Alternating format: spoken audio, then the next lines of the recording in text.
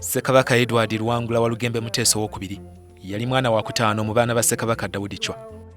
Dawudi Chwa abaana yabaweza ebyafaayo biraga 36 naye mu bo Muteesa ye yavaamu n'afuuka kabaka wa Buganda owa 35 n'atuuzibwa ku Namulondo mu butongole mu 1942 ye Nnaggalabi mu Buddonga kyajjaweza emyaka 18. Mu kiseera ekyo Buganda nayo yali wansi w'obufuzi bw'abamatwala Abangereza era baali basala amagezi agagigattako ebitundu ebirala oluvannyuma ebyakola ensi eyitibwa Uganda olwaleero. Abangereza bano be bamu Muteesa be yagugulana nabo emyaka ejjaddirira ku ky'okugatta Buganda ku bitundu ebirala olubalyoke bamutwale mu buwaŋŋanguse e Bungereza omulundi ogwasooka mu 1953. Mu 1924 maama wa Muteesa Drusilla Namaganda yamuzaalira amaka g'omusajja eyayitibwanga Albert Cook eyabeeranga e Makindye mu Kampala. Yali musajja mukugu mu kujjanjaba n'okuzaalisa era ye mutandisi w'eddwaliro ly'e Mengo e Kampala. Muteesa baayanga okumuteekateeka mu by'obukulembeze. Ku myaka 5 yali atandise okubeera mu basomesa abakugu nga Reverend H.M. Grace eyali akulira King's College e Buddo. Oluvannyuma ennyo ng'amaliriza okusoma e Buddo, Muteesa yayongerwayo e Bungereza ku Magdalen College e Cambridge era eyo gye yatendekerwa mu by'amagye n'avaayo ng'ali ku ddaala erya Kano. Ebyobufuzi by'abamatwale byali bibunye wonna Muteesa wagenda okusomera ne we yaddira. Abangereza bamulumirizanga okujemesa abantu ate n'abantu nga balumiriza Muteesa okuba omutiitiizi ng'abazungu batwala ensi ye. Olumu katono ne baminisita b'emmengo bakubwa abantu mu kwecwacwana okwabangawo. Terwalwa mu 1905 Abangereza baleeta ekiteeso Buganda egattibwe ku bitundu ebirala bifuuke Uganda. Olwo ate Uganda egattibwe ku Kenya ne Tanganyika olwaleero eyitibwa Tanzania bakole ekitundu ekiyitibwa British East Africa. Muteesa yalinnya mu kyoto. Olukiiko emmengo ne lusaba Buganda yeetongole ebiveemu kyokka nga ne Gavana Andrew Cohen bakama b'e Bungereza bamutadde ku bunkenke okugatta ebitundu ebyo. Amagezi Cohen ge yafuna gaali gakutikka Muteesa kumutwala mu buwaŋŋanguse e Bungereza. Muteesa II, Kabaka of Buganda, is in London to fight the government's decision to exile him from the little province that is part of the Uganda Protectorate. Abangereza ku muliro baayiwako amafuta bwe baleeta ekiteeso nti olukiiko emmengo lulonde kabaka omulala. Abaganda ne beesoma okujemera abafuzi b'amatwale ekiba kibe. Gavana Cohen endasi zaamuggwa n'akkiriza okutuula mu nteeseganya n'Abaganda. Era oluvannyuma lw'endagaano ya Hancock oba Wankoko nga bwe yaganja mu budde obwo, Muteesa yadda mu nsi ye mu Okitoba wa 1955. Muteesa teyamanya nti ekyali kigenda okutwala obwakabaka kyali kitandika butandisi kubanga vaawo mpitowombi obufuzi yagendera ddala mu maaso okutuuka Muteesa lwe yalondebwa nga Pulezidenti wa Uganda eyasooka mu 1963.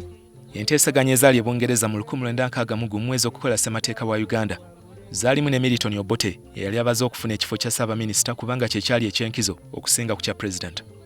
Abamu ku baali mu nteeseganya ezo nga babaza ebyobufuzi bwe bigenda okutambula bakkaanya ekibiina kikabaka yekka kikola omukago ne Uganda People's Congress ekyobote balemesa Democratic Party. Kyokka enkolagana ya kabaka yekka ne UPC yagenda efuna ebigiremesa okutuuka mu 1964 lwe yasaanawo. Entalo z'ebyobufuzi zaakwata wansi ne waggulu ng'olwo eno Ssaabaminisita Obote ne Idi Amin omuduumizi w'amagye babataddeko omusango gw'okubba amasanga e Congo ng'ate olukiiko emmengo lwesomye lwagala gavumenti ya Uganda esenguke eve ku ttaka lya Buganda efune ekibanja awalala. Ekiteeso ekyo kyatabula Obote. Era mu 1966 amagezi ge yafuna okukkakanya ebyaliwo yasindika musajja we Idi Amin ne bakuba olubiri lwa kabaka emmengo.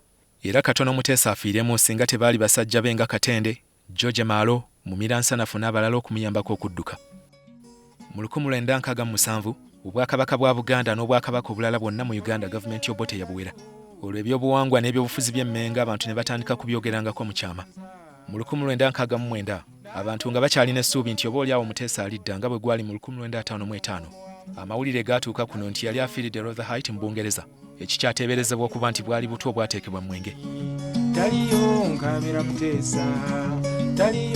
Abamu bakkiriza nti ddala Muteesa yali afudde ate bangi ne basigala nga babuusabuusa. Mu 1971 Amin yakulembera abasirikale abalumba olubiri olwo yali kyajjawambe mukama we Obote yalagira enjole ya Muteesa nezzibwa ku butaka era n'aziikibwa mu masiro g'e Nabulagala Kasubi mu Kampala. Omulembe Omuteesa gwajjula okusika omugwambi obufuzi naye teyabulwa budde kulambulanga ku bantu be n'okukola ebyamunyumiranga. Kabaka bamutegeeza nti ebigo twakirabye kati nga tukeera ku makya nga tugenda nga ŋŋamba nti nno tova mabega tovaako mabega koji nti kati nga tugenda nga tulaba embogo bazicaggula kati ye n'akwata emmundu embogo zaali ziyita n'ateeka mu budget. Ate era ndowooza twetaaga n'okuteekawo ebijjukizo abantu bamulabako n'okuwandiika ebitabo kuba obutowandiika bitabo kizibu nnyo okupreservinga ebimufaako. Muteesa yawasa Damali Nakawombe mu 1948 n'abakyala abalala okwali Sarah Nawule Kisosonkole azaala Ronald Muwenda Mutebi, Kabaka wa Buganda owa 36 ali ku Namulondo kati.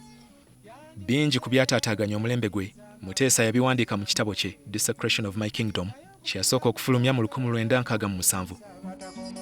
Emyaka giweze 50 bukya Muteesa ajja mukono mu ngabo. Akyajjukirwa nnyo era alijjukirwa olw'okuyimirirawo ku nsonga za Buganda. Taliyo mulongo muwanvu, taliyo nkabira Muteesa.